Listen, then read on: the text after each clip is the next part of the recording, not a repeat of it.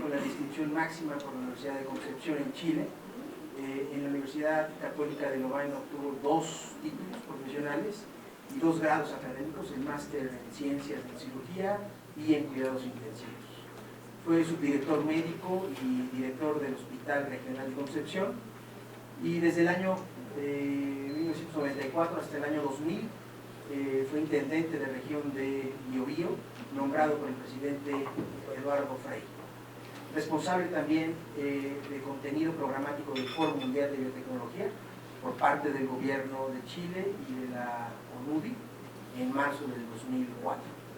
Ese mismo año también fue gestor y director del Centro de Biotecnología de Concepción, de la Universidad de Concepción, y en el año 2006 fue nombrado ministro de Educación por la presidenta Michelle Bachelet, y el doctor Silic es actualmente profesor de la Facultad de Medicina de la Universidad de Concepción y director de Innovación y Proyectos de esta misma universidad. Martín, adelante. Muchas gracias. Les pido disculpas por la voz, porque realmente... ¿Sí? ¿No se escucha?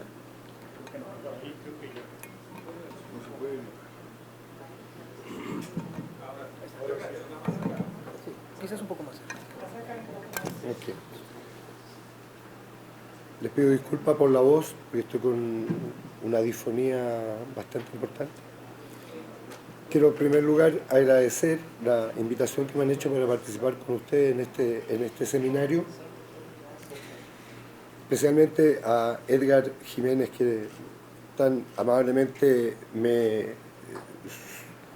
llamó para pedirme que participara con ustedes. ¿Sí? ¿Aló? ¿Aló? ¿Ahí sí? Bien.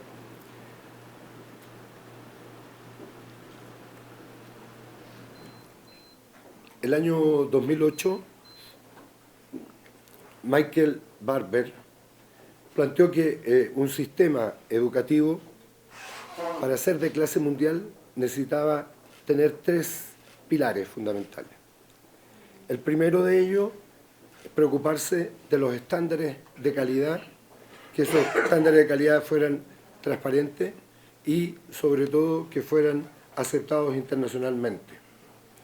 El segundo pilar fundamental era el capital humano, cómo el sistema recogía entre los mejores egresados de la educación media a los profesores y cómo los mantenía en su carrera docente y los convertía en líderes de sus comunidades.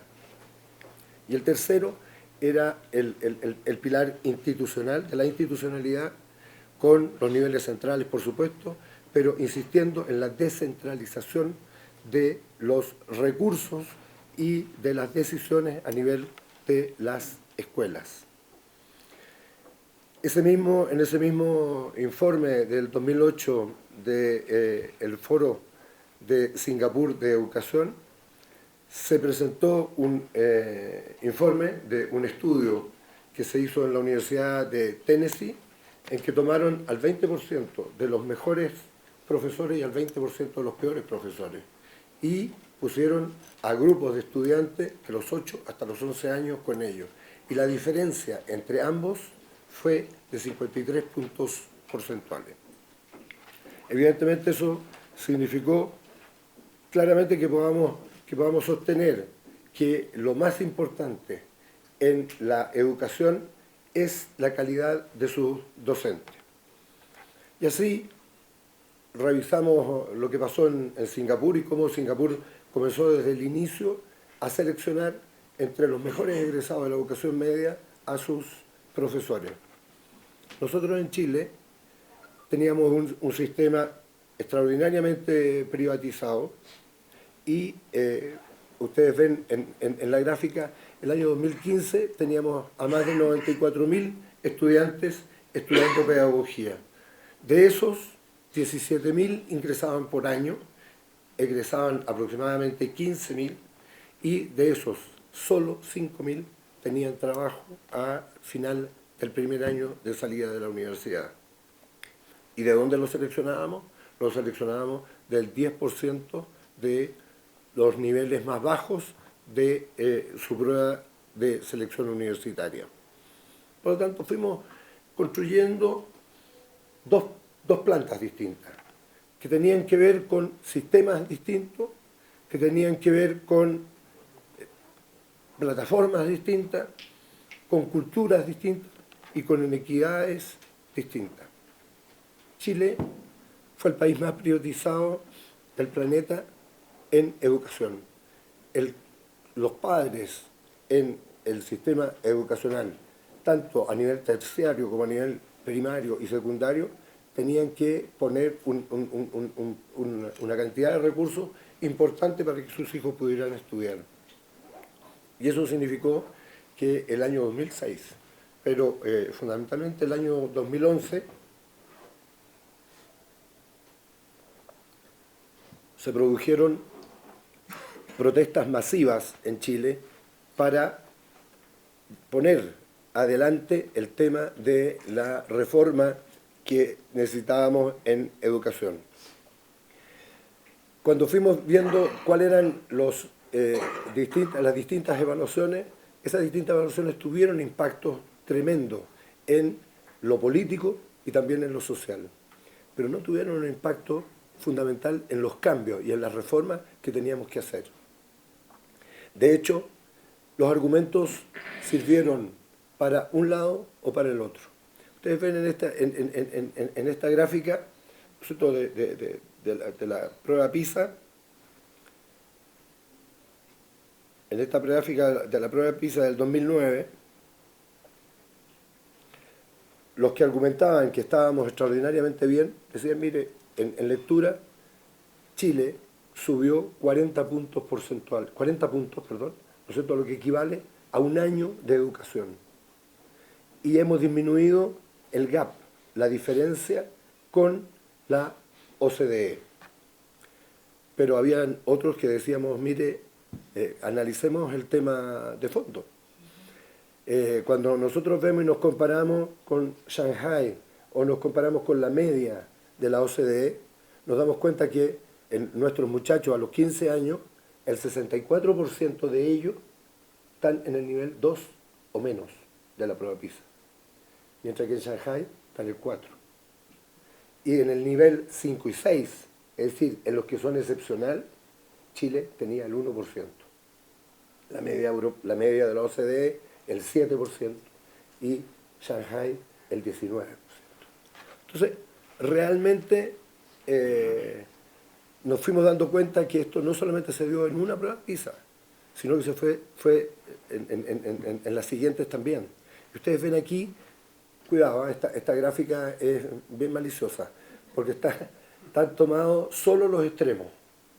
Están tomados solo los extremos. Y si ustedes ven acá, Chile en la prueba anterior tenía 64 puntos, en el nivel 2 o menos, aquí tiene 50. Es decir, avanzamos, ¿cierto? Habíamos avanzado. Pero algunos decían que íbamos bien y yo decía que no íbamos tan bien y que teníamos que hacer algunos cambios fundamentales. El año 2015 nos tocó enfrentar los resultados de la prueba PISA y vemos en la gráfica que ustedes tienen ahí, ¿no es cierto?, la orientalización de la prueba. Prácticamente de los 10 países que están en los primeros lugares, 8 son orientales, solo 2 son de Occidente. Y evidentemente los resultados de América Latina están evidentemente en los últimos de la escala de PISA del 2015. Pero el nivel de TERCE fue exactamente lo mismo. Si nosotros analizamos los resultados de TERCE, también. Los resultados los altos son poquísimos. La gran mayoría de ellos están en los niveles bajos. El sesgo ideológico de las reformas en Chile fue brutal.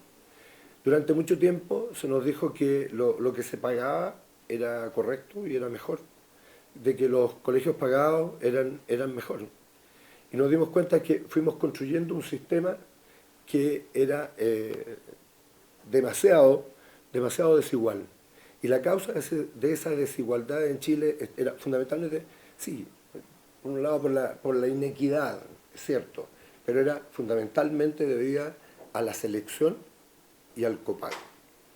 En Chile había tres sistemas de educación, de establecimientos educacionales, los municipales, los estatales por así decir, los particulares subvencionados, que eran particulares pero con subsidio del Estado, y los particulares pagados.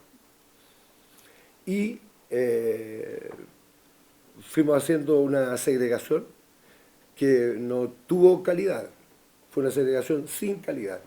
Y Beley, Misala, una serie de otros investigadores, el ACUA, hicieron estudios sistemáticos para decirnos: no es verdad que la selección, no es verdad que el copago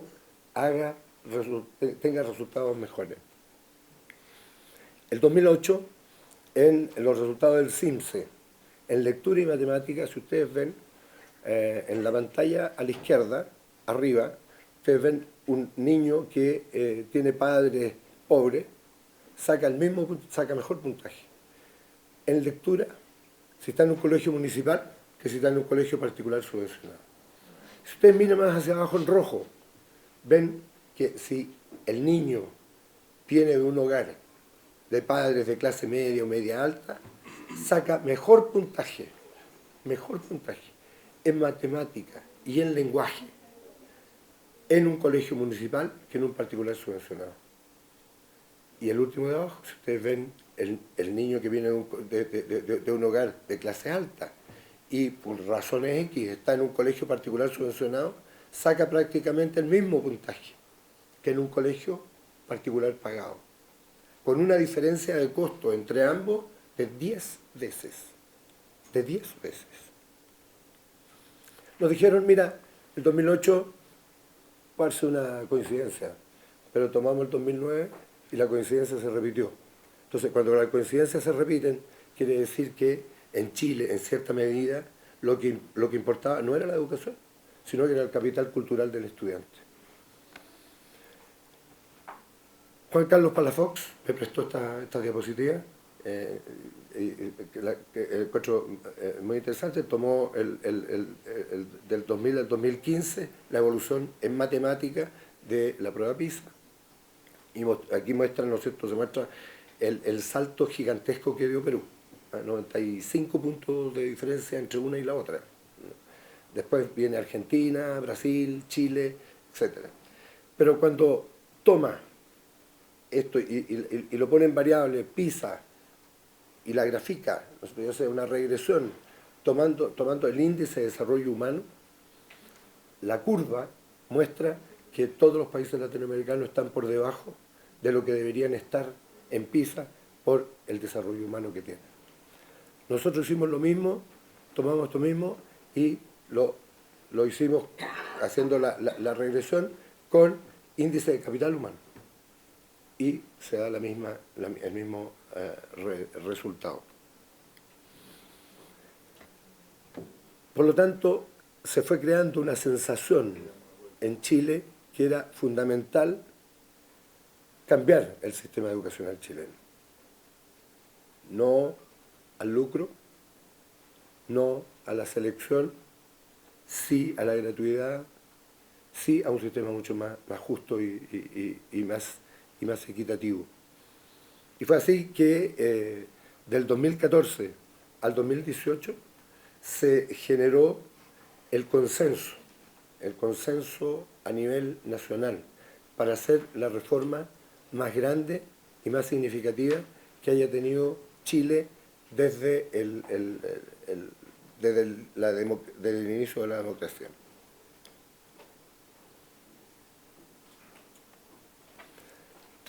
Fundamentalmente tres leyes que yo quiero compartir con ustedes para no pasar lista a todas las que presentamos, que son demasiadas.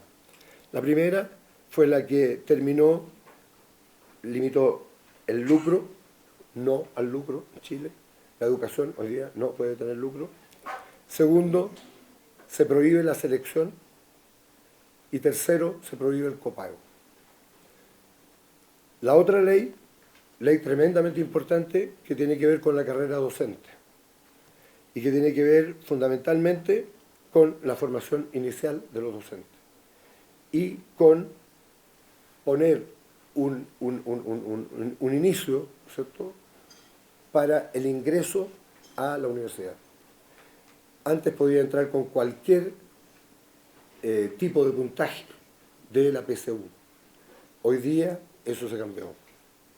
Y además de eso hay una evaluación obligatoria. Porque hasta ese momento siempre la discusión ideológicamente en el Parlamento fue que las universidades privadas fundamentalmente no debían seguir, no debían ser evaluadas frente al tema. Y la tercera ley, que es la que crea el sistema de educación pública y que lleva adelante la desmunicipalización, que fue el proceso en el tiempo de Pinochet, cuando se entrega la dirección de los establecimientos educacionales a las municipalidades. Ahora, este cambio tenemos que decir que no es un cambio de pasar de una mano a otra, sino que es un cambio profundo, tremendamente profundo. Y es tremendamente profundo porque por primera vez se pone la decisión financiera y la decisión pedagógica en las mismas manos. Y en un sistema descentralizado que se hace en cada una de las provincias. Y como ustedes ven aquí, este año por primera vez nosotros se pone como mínimo para ingresar a las pedagogías, los 500 puntos. Perdón, que me salté una.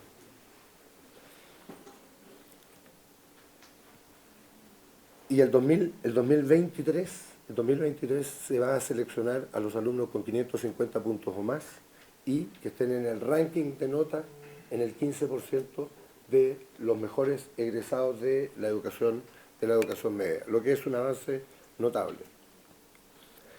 En la educación de 0 a 3 años fue donde dimos los saltos más grandes. En 10 años pasamos de 16 al 32% de cobertura. Es evidente que todavía tenemos mucho que avanzar, porque el promedio de la Unión Europea es de 50% de cobertura.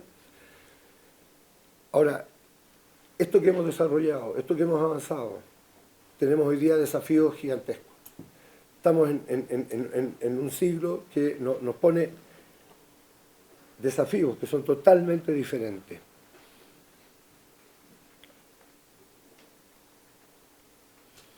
Los desafíos que nos va a imponer el genoma humano. El genoma humano es lo que costó $3.000 millones la primera descifrarlo primero. Hoy día prácticamente por $100 podemos descifrar nuestro genoma y en los próximos años va a costar menos de $20 el descifrarlo.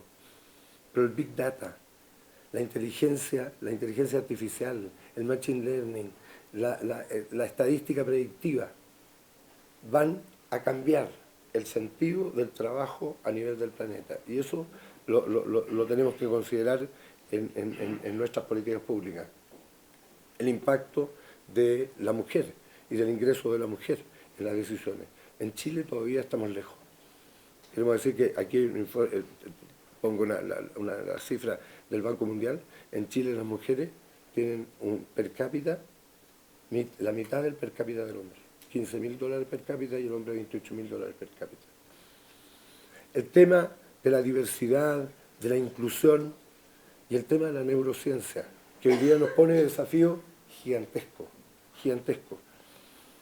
para que podamos entender cómo despertar las emociones en los niños para que aprendan mejor. No es solo cómo le enseñamos y cuánto le enseñamos, sino que cómo despertamos las emociones. Está claro para nosotros hoy día en neurociencia que sin emoción no hay atención. Y sin atención no hay ninguna posibilidad de memorización, y sin memorización no hay aprendizaje. Y eso es lo que tenemos que ver en qué proceso, en qué parte del desarrollo del sujeto podemos y tenemos la obligación de desarrollar eso.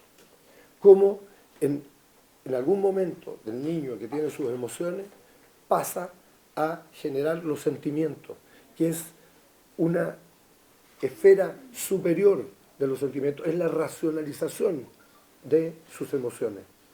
Y eso hoy día no lo estamos considerando, desgraciadamente.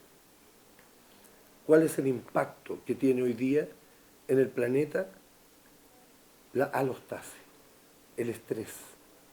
El estrés. Este estudio, que se hizo en Lituania y en Suecia, con los grupos de los percentiles altos y los percentiles bajos. Ustedes ven en la gráfica, la primera curva de abajo es la de los ricos de Lituania, que tienen un nivel de cortisol elevado, poco elevado, pero normal. Después vienen los ricos de Suecia, que tienen un cortisol más elevado, un poco más elevado, porque tienen más posibilidades de perder la situación de prestigio que tienen. Después vienen los pobres de Suecia, que evidentemente tienen muchísimo más estrés. Pero más arriba vienen brutalmente alto la carga, lo que se llama la carga alostática, esta carga de cortisol que nos hace inflamarnos, que nos hace los procesos inflamatorios en la vida. Pero lo dramático de este estudio es que cuando pongo un estresor, ustedes ven en las gráficas, las tres gráficas de abajo, con los tres estresores, suben su cortisol. Es decir, si estuvieran en la selva, podrían arrancar o podrían atacar. Pero los pobres de Lituania bajan el cortisol.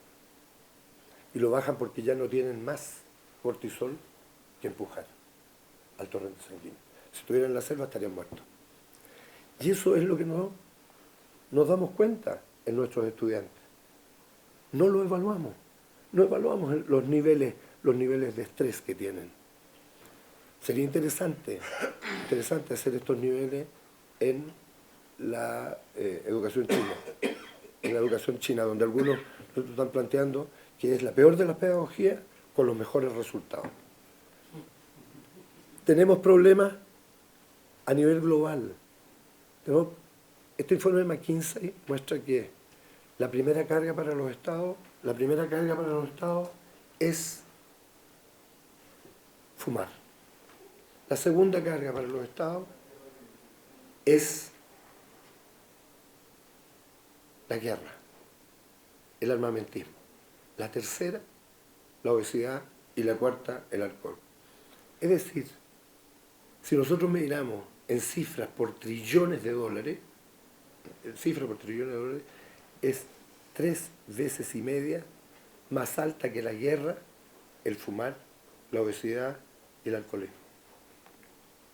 Y la educación tiene que enfrentar estos temas.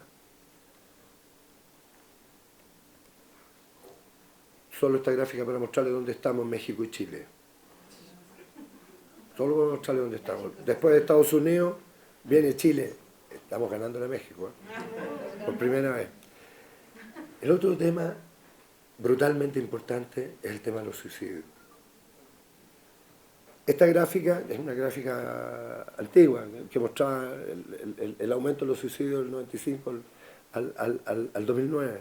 Y nos mostraba que, y nos llamaba la atención, la OCDE, nos decía, mire, ojo, porque el país que más ha aumentado los suicidios en el mundo es Corea, el segundo es Chile, el tercero es Japón y el cuarto es México. Pero el problema es que hoy día no es el aumento, son los niveles en términos absolutos. El suicidio es la segunda causa de muerte en los jóvenes de 10 a 24 años, OMS. Y por cada joven que se suicida, hay 100 que intentaron suicidarse. Sin embargo, no hacemos nada, no nos preocupamos del tema. La ecoinflamación, el informe que nos pone Lancet y la Fundación Rockefeller sobre el tema del calentamiento global, cómo hasta ahora la humanidad ha disminuido la mortalidad infantil, cómo ha aumentado la sobrevida, etc. Pero sin embargo, todo eso lo podemos perder por un mal enfrentamiento de nuestro crecimiento, y nuestro crecimiento que no es sustentable. Esta foto solo para mostrarles un regalo que nos hizo el gobierno de México a la Universidad de Concepción después del terremoto. El mural de González Camarena, fantástico. Alfabetización en salud, un término que ha entrado en la literatura mundial con muchísima fuerza y que demuestra que la alfabetización en salud es el predictor más importante del resultado de salud de las personas, más importante que el sexo, la edad, el nivel socioeconómico, el nivel de educación, etc. Con UNESCO y con varios países latinoamericanos, entre ellos con Panamá, con Miguel Ángel Cañizales, hemos estado trabajando en ese tema, buscamos un instrumento para medir eso en América Latina. Y tomamos un instrumento de la Unión Europea, el Consorcio Europeo. Y nosotros lo aplicamos en la Universidad de Concepción. Y ustedes ven aquí en azul, en la gráfica de las IE, ¿no es cierto?, tiene el nivel socioeconómico y la prueba de selección universitaria. Como ambos se correlacionan perfectamente bien, y el resultado de la alfabetización en salud. Todos los puntos en azul que ustedes ven son los jóvenes que entraron a estudiar pedagogía. Y todos los puntos en rojo son los jóvenes que entraron a estudiar a las carreras de medicina, que están vinculados a nivel socioeconómico y al resultado de su PSU. Pero lo terrible de este resultado es que el 60% de esos jóvenes que dieron la PSU, que la aprobaron y que entraron a una de las 3 universidades más importantes de Chile, tienen 60% de rendimiento inadecuado, alfabetización en salud inadecuada. O sea, van a tener problemas serios. Quiero insistir en esta llamada del Banco Mundial a alinear salud y educación. Porque sin una acción holística de ambos, y aquí no es el problema de que se pongan de acuerdo, no, es cómo intervenimos en conjunto para enfrentar estos problemas que son los problemas del siglo XXI. Estos van a ser los problemas que tendremos. Los resultados de educación influyen directamente en los resultados de educación, y los resultados de educación en los resultados de salud. Eso es evidente. Quiero poner esta como una de las últimas diapositivas, esta del nuevo modelo, por así decirlo, de Singapur. Con un país que está enfrentando ahora, ha dicho, mire, hace 20 años atrás teníamos que educar a los jóvenes para enfrentar el desarrollo que se nos venía encima. Nuestros jóvenes tenían que funcionar y teníamos que educarlos para el mercado. Pero hoy día, en la época del Big Data, de la inteligencia artificial, de las tecnologías disruptivas, no sabemos lo que tenemos por delante. No sabemos lo que tenemos que enseñarle a esos alumnos. Además, nuestros profesores tienen que tener conciencia hoy día que saben menos que sus alumnos. Y que van a tener que enfrentar esto para adelante. Y que el ciudadano que queremos formar, tiene que ser un ciudadano capaz de enfrentar la incertidumbre de lo que se viene hacia adelante. Por lo tanto, lo que tenemos que es sopesar, repesar el tema, ¿no es cierto?, por un lado, de cuánto le ponemos de rigor a lo que estamos haciendo y cuánto le ponemos de amor a lo que tiene que aprender. Están absolutamente en lo que está planteando la neurociencia a nivel mundial. Sin emoción no hay aprendizaje. Esos son los desafíos. Podemos enseñarle a un niño a nadar de muchas formas, pero hay una sola que va a aprender a nadar y va a aprender a vivir bien. Es sin la presión y sin las cargas alostáticas encima. En la Universidad de Concepción, la Escuela de Educación ha planteado el tema, de hecho, mire, lo que tenemos que hacer es educar a nuestros maestros para que entiendan que el tiempo de la enseñanza pasó. Hoy es el tiempo del aprendizaje, pero el tiempo del aprendizaje implica que los maestros entren a una comunidad de aprendizaje, donde van a ir a aprender con otros, y que ese aprender es una forma, tiene que ser una forma transdisciplinaria. Y ese entender tiene que estar directamente relacionado con el juego democrático, de la convivencia. Y de la convivencia con emociones y con valores.